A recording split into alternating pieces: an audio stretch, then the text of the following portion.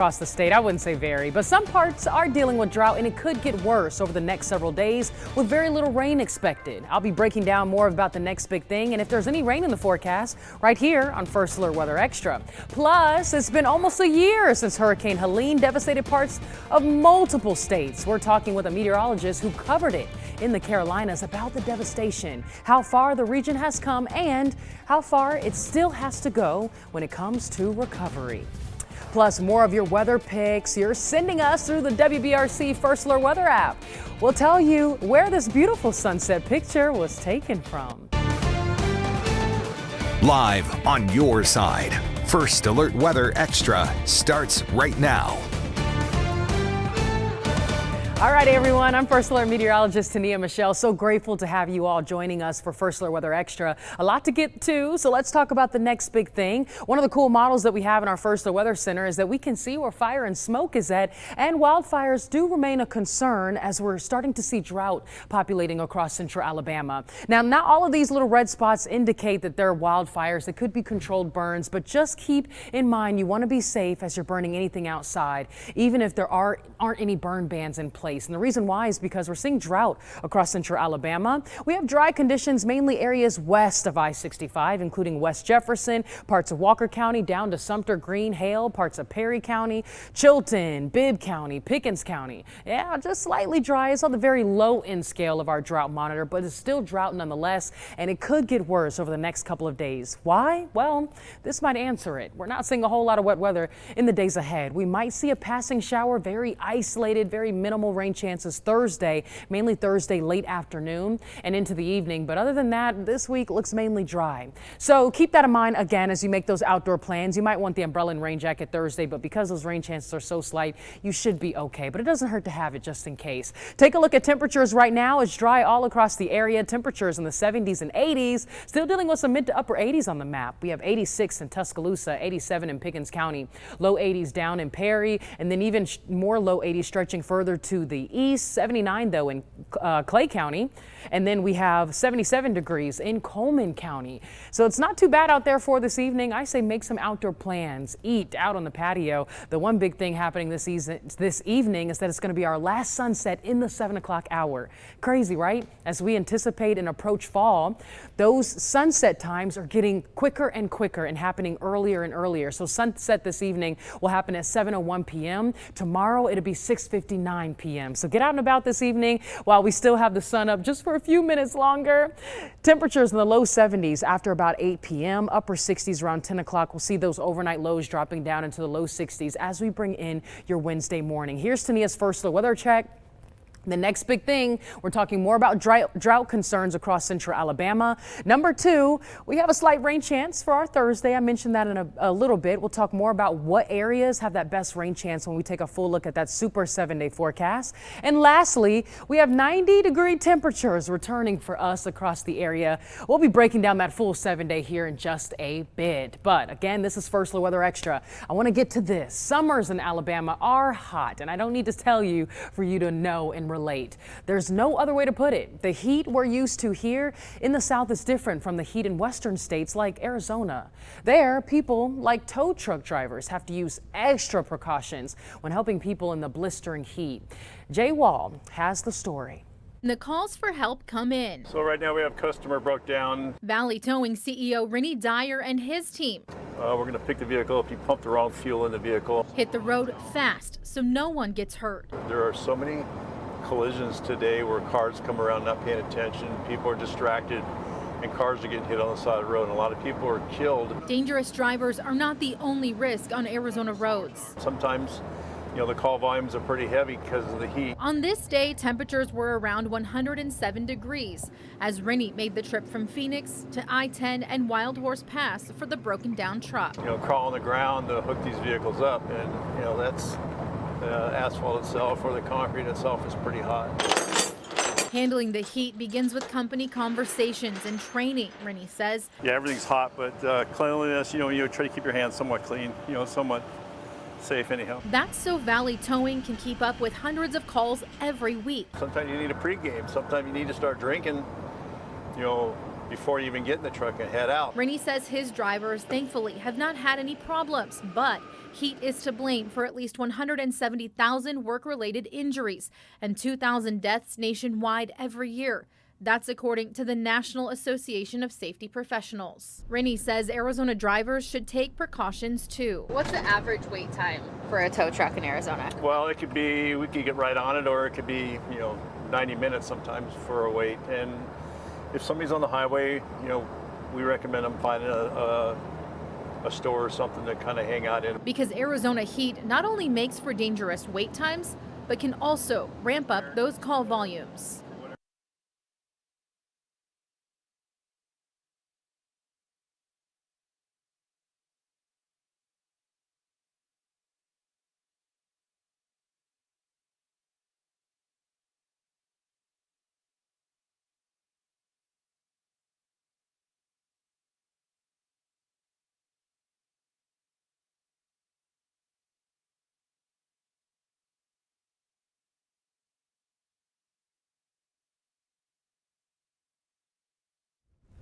Welcome back into First Alert Weather Extra. Meteorologist Tonia Michelle here. Hey, Helena, people are out and about enjoying the outdoor conditions this evening. Low 80s. We have some baseball players out there, softball players, maybe even a football players in the background. Hey, listen, they're all enjoying it. They're working out and they're getting a little sweat in. It's a perfect evening to be outside. But what if you're going to be out this weekend enjoying some games? If you're going to be out this weekend, I want to walk you through those kickoff forecasts. Take a look here. If you're going to be enjoying the Alabama game at Alabama as they take on Wisconsin, there's an 11 a.m. kickoff. Temperatures in the mid to upper 80s, plenty of sunshine. We have South Alabama at Auburn, number 24.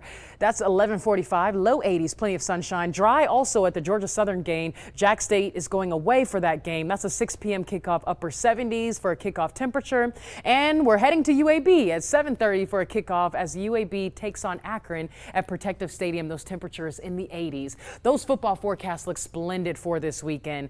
But here we're now taking you to what we may recall last week. We were talking about the possibility of a tropical system trying to form in the southern Atlantic. That didn't happen though. In fact, right now, the Atlantic basin is unusually quiet. The statistical peak of hurricane season is tomorrow, September the 10th. For the first time in nearly a decade, the season's peak will pass this week with no active storms. Can you believe it? It's been a decade. Well, Helene, for example, hit the Florida Big Bend last September as a Category 4 storm before devastating the Carolinas. Hurricane Michael, a Category 5 storm, which hit the Florida Panhandle in October of 2018, and Hurricane Opal, which hit the Florida Panhandle in October of 1995 and left significant damage behind right here in central Alabama. This is video of storm damage from Hinesville, Georgia. That's not too far from Fort Stewart, which is south of Savannah. A tree fell on a house during the thunderstorm on Sunday. Crews reported the tree also fell on several cars at the home and ripped off the porch. Fortunately, no injuries were reported, but still a very scary scene for the homeowner. And this is what it looked like after heavy rains flooded Brookville, Kansas Monday. Brookville is north of Wichita, almost in the geographical center of the state. Rainfall totals from slow-moving thunderstorms in that area range from about 4 to 8 inches. That prompted the National Weather Service to issue a flood warning through this afternoon. That warning has just expired within the last hour. Well, while we're no stranger to tornadoes here in central Alabama, in some parts of the country, well, they're rare. That includes Massachusetts. In 2024, there were just 2 tornadoes in the entire state that changed Saturday when 5 separate tornadoes touched down in 4 different counties. Ted Wayman talked with people who were hit by one of the twisters. It got dark and I couldn't see out the windows anymore because I thought it was because the rain was just blowing by. My wife was upstairs closing some windows and she heard that classic train noise and she came tearing down the stairs and said, "We need to get to the basement." That's when Glenn Sullivan says pine trees started covering the roof of his nearly 300-year-old home in Paxton. Glenn says he knew what it was. I'm firmly on the side of this was a tornado. There's no way. If you look at some of the trees around here, they went every which way and snapped off at the top. Crews from the National Weather Service are on the ground assessing Saturday's damage. We've certainly seen some evidence of a tornado somewhere out here in the Paxton Holden area. Right now we're just out here putting the pieces together, trying to figure out the path length, the width, and maybe how strong it was. Tree cleanup crews say they have worked for weeks in the towns of Holden, Paxton, and Stowe. Zach Dutton of Holden was thinking of thinning out trees on his property. He says Mother Nature had her own plan. Those trees are just gone. It's amazing to see. And now there's a ton more light in the house than there was before. You're watching WBR.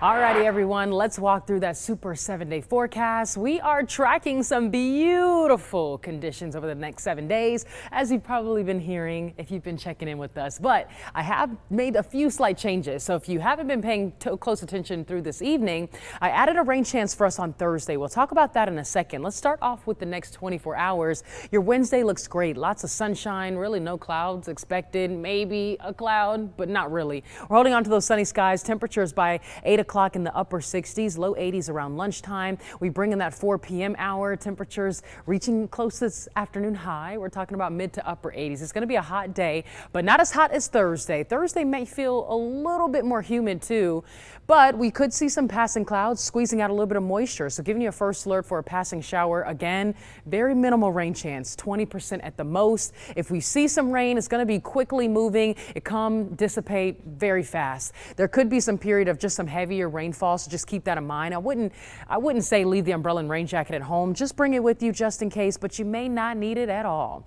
We bring in Friday, plenty of sunshine, low 90s, and then the weekend looks great. 92 degrees for us on Saturday. Mostly sunny skies. We talked about those kickoff forecasts, but here's a quick look at afternoon highs across the area. This is what's expected. There could be a few upper 80s, but there will likely be plenty of low 90s in the forecast. With all the sunshine, we'll heat up really quickly. 91 in Jefferson County, 93 in Tuscaloosa. A great day to make outdoor plans and weekend plans in general. Sunday, another beautiful day. Take a look at your Sunday forecast. We have low 90s, but it could trend a degree or two warmer than Saturday. 93 in Jefferson County, 94 in Tuscaloosa. A really hot afternoon, I should say. And we could be in the mid 90s by Monday there at 95 degrees. And by next Tuesday, we're back into the lower 90-degree range, but it's going to be hot kicking off early next week. I want to show you what that muggy meter looks like for Friday, though, because I mentioned that slight rain chance Thursday. Well, the muggy meter might be a little bit higher Friday after that slight rain chance Thursday. We could see a little bit more as far as humidity levels go, just on the increase. Nothing crazy. We're not talking about feeling yucky outside, but it might feel a little humid for your Friday afternoon. So I highly recommend staying hydrated, taking plenty of breaks. If you're doing any outdoor work, if your kids are in marching band, if they play sports, make sure they're getting those electrolytes in, staying as hydrated as possible, and again, still wearing the sunscreen. The sun is no joke. Keep in mind the sunset is coming up very soon. In the next, I'd say about 15 minutes or so. Sunset this evening is at 7:01 p.m., the last sunset in the 7 o'clock hour, believe it or not. We're about 13 days away until the fall season, and it certainly is going to be, we'll be feeling it, because that sunset, as we approach tomorrow, will occur at 6:59 p.m. But I want to send it over to Chief Meteorologist Wes Wyatt, who's enjoying the National Weather Association's conference up in Huntsville. He caught up with meteorologist Kendra Kent from Fox, Carolina. He talked with her about living through and covering Hurricane Helene. We're back in Huntsville at the National Weather Association annual meeting, and I'm joined now by a fellow meteorologist in the Gray family, Kendra Kent from Fox, Carolina, and I appreciate you joining us here on Weather Extra. We're having a lot of fun here in Huntsville, learning a lot. Absolutely. That's again, the best part to me is reconnecting, getting to see, we collaborate so much, but we're many states away, and seeing all the different Gray meteorologists and meteorologists from all over the country, and just revisiting everything we've been through in the last year, and all of the great work being done by National Weather Service and broadcasters alike. Well, right now, one of the touching stories I saw yesterday is seeing all the stories looking back to Helene from last year. And I know we had you on Weather Extra talking about it, and I know it really impacted you in a big way. And just tell me a little bit about it. We're coming up on a 1-year anniversary. How are things right now? I mean, it's remarkable considering what it looked like just a little under a year ago and what they've accomplished in Western North Carolina, but there's still so much to be done.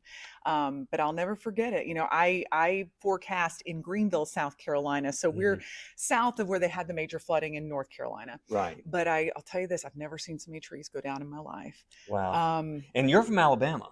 Well, my husband is. Your husband's from Alabama. From Sylacauga. So you know all about severe weather, though, Absolutely. and you've covered a lot of it, and just to see that many trees going down and to see that kind of flooding. Oh, well, it's in our area is just inherently known for we're just wooded. We're with a lot of trees.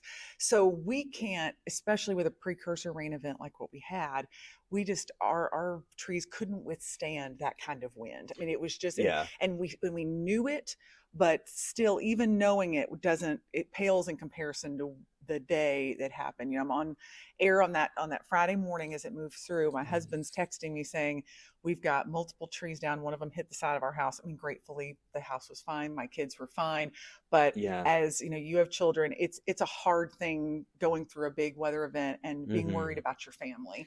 So it was a rough one. Yeah, that was a rough one. And you said precursor. That's a topic that's come up a lot here at this National Weather Association meeting. All the rain that fell the day before, and after what happened in Texas, that tragedy over the summer. We look at these tropical systems, but when we get into hurricane season, we really need to pay attention to what's happening in the day 1, 2, 3 leading up to that event. Yeah, absolutely. Yeah. And that is a fancier term. We say that Yeah. it's PRE or whatever, but Yeah. precursor just basically means we just got a bunch of rain Yeah. before Helene. And Yeah. it was a stalled boundary that just kept bringing rounds of rain and then eventually tapping into more tropical moisture. So yeah, you're right. I mean, it was one of those things where we knew on that Thursday that ground was so saturated that trees were going to go down even faster than we normally would see with 40-mile-an-hour winds or 50-mile-an-hour winds.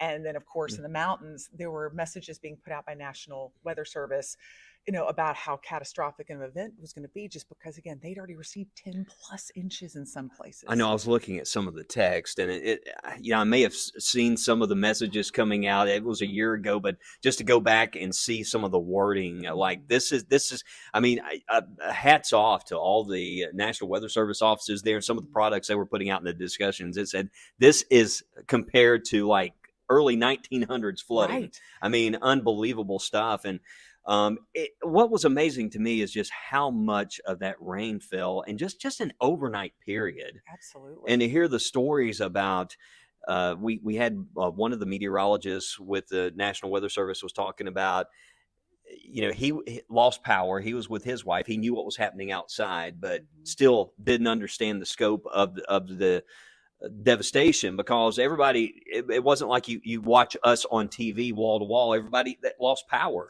Absolutely. Because this was all happening. That was the Yeah. secondary huge problem, was communication. I mean, even in the upstate where we weren't as cut off as they were in Western North Carolina, I mean, about halfway through our wall-to-wall coverage, the only way folks probably were watching us were through our app, through their charged cell phone or whatever, because everyone was losing power. We even took a hit when it came to our transmitting our signal. So I mean, that's how big of an issue it was. So it was getting the word out, and that's where social media was very helpful. Right. Right. Local radio stations broadcasting. I was about to say, they mentioned iHeartRadio. I thought and that was amazing. Yeah, the local radio stayed on with just emergency weather information and kept the on-air signal, because there was no TV. There was no, I mean, and that's what happened on April 27th is we even lost cell service. So you get these events that happen, and that's why it's so important to have the redundancy and listen, there's power in all these modes of communication. And, we talk about streaming and having, Roku and all these apps. What if you lose that? Yeah. You got to have, and it's great, just a simple radio. I mean, and we heard the stories about that. So that was incredible to hear that folks were still able to get the message, still able to get the information. So as we come up on the anniversary right now, I mean, where does this area go from here? I mean, what is still needed? What's sort of, where do we stand now? Well, there's still a lot of infrastructure that has to be rebuilt, but the good news is that a lot of the businesses, a lot of the place, especially going into the fall, this is huge for Western North Carolina. Yeah. September, October, they were robbed of that tourism money that really keeps them going. A lot of the businesses are back up. The Blue Ridge Parkway, the roads that people love to travel, most of that is open and ready for business. So that part's good. There's still a lot of cleanup ahead, but yeah, we'll be going into the next couple of weeks, really previewing a lot of that. And I know our Gray family will be doing a lot to show where they are a year later. All right. Well, thank you so much, Kendra. Thanks for having me. Explore the wonders of weather with Weather in the Classroom. Scan the QR code now to help your kids soar to new heights with Soar with 6.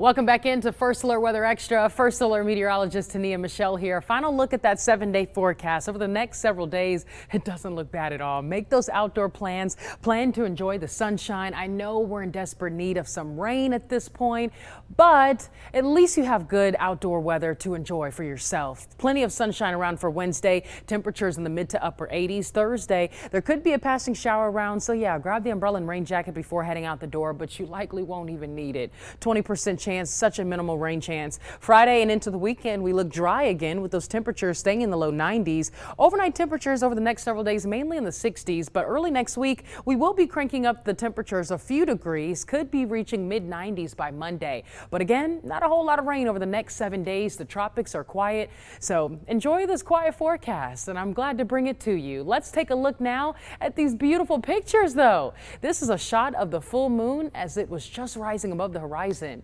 The picture is from De'Ara Johnson in Warrior, Alabama. Gorgeous. We love it. She had an early start, though. This is another picture of the recent full moon as seen in Birmingham. Thanks to Kiana Knight for sending that picture in. Cool. Another gorgeous picture, but this one's different. It's a sunset on Lay Lake. Patty Cochran sent that picture in to us on the First Alert Weather app. Gorgeous, and this is where I want to be. At a lake. A gorgeous day at a lake in Ackworth, Georgia. That's in Cobb County, northwest of Atlanta.